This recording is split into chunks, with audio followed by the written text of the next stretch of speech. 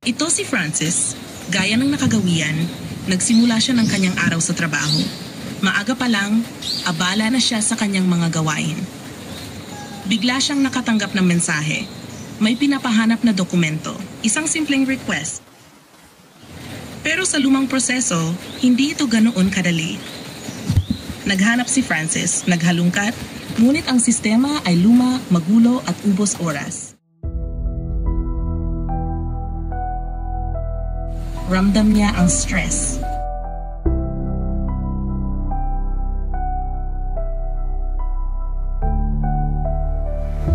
Sa puntong iyon, lumapit siya sa kanyang kasamahan, humingi ng tulong.